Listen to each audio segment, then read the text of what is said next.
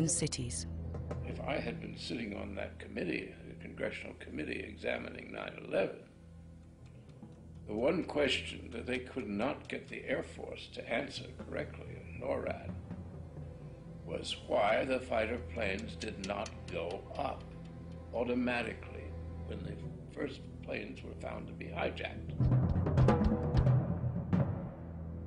Anytime an airliner goes off course or loses radio communication or loses its transponder signal, anytime any one of those three things happen, the aircraft is supposed to be intercepted.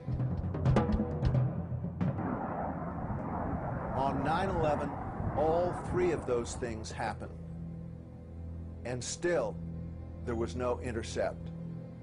Those planes flew around for from 20 minutes to an hour and a half without ever being intercepted. We have direct contacts with our air defense colleagues by means of direct connections that are controlled by this touchscreen apparatus.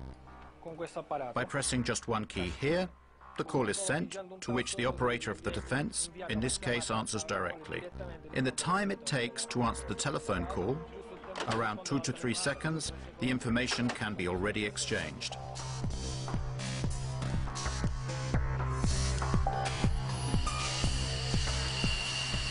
So why weren't the 4 hijacked planes intercepted and shot down? Military jets travel much faster than passenger aircraft. It would have been easy for them to catch up the jet planes before they crashed. This airplane can reach a maximum speed of Mach 2.05. This means it exceeds twice the sound barrier. This is approximately 2,400 kilometers per hour.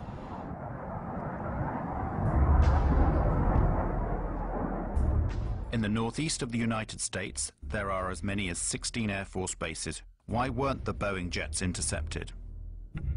The official story argues that air defense was informed too late. One of the biggest lies is that the FAA guys were incompetent. When we lose an airplane, we take action. We do not sit, we do not delay, we go to protocol. Boom, boom, boom, boom, boom. When the air traffic controllers first saw American 11 start to lose its radio, lose its transponder, go off course, and all of these bad things that are going on, they did not take a coffee break. 67 times in that year, 2001, up till September, there had been air emergencies. They can get a plane up in from 6 to 10 minutes and scramble it, and 67 times that year in air emergencies. But there was not an instance where an air emergency went ignored for long periods of time until 9/11. A lot of people down the road say, well, the president had to give authority to shoot aircraft down and stuff like that. That is not true. An interceptor pilot has the responsibility and the authority on his or her own to shoot down an airplane if they think the situation calls for it, and this is how it would be. You don't have to wait for a military command. You don't have to wait for orders of any kind. That's not an option. That's the law. It's inherent in being a fighter pilot. You know that's what you have to do, unless somebody has told you to stand down. Before 1970, we had one form of scrambling aircraft, and it was immediate, bang, bang, bang. Then in the 1970s, we had some hijackings come into our civil airspace, and that wasn't a quick response. What we did in that is we didn't want the hijackers to know that we were there, so we didn't rush the fighters off the ground, and we kind of snuck them up behind the aircraft. So we put a second protocol in, and the reason that the hijacking protocol is slow is because you had to get Pentagon approval before you could release your fighters. Those two type of protocols lasted until June 1st, 2001, 3 months before 9/11. In June of 2001, Rumsfeld and the Pentagon and the military changed the procedures, and instead of having two protocols, one fast, one slow, they went to one protocol, slow. If we had reacted to the in-flight emergency immediately, the fighters would have been up and on the way, and those aircraft would never, ever have reached their targets.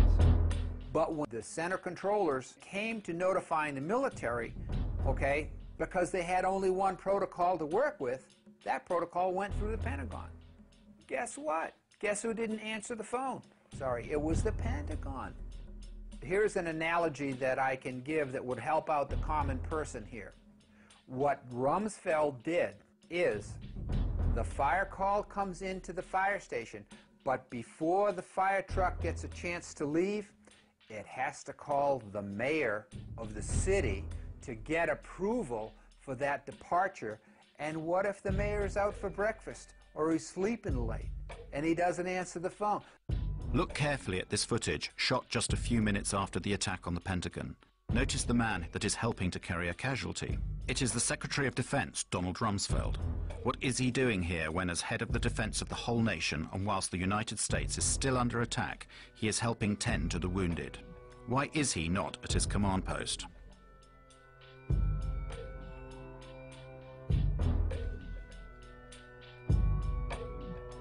The phone calls went to the Pentagon. It went through the military, and the military was sitting there saying, oh, hey, don't answer, don't answer that phone, whatever it might be.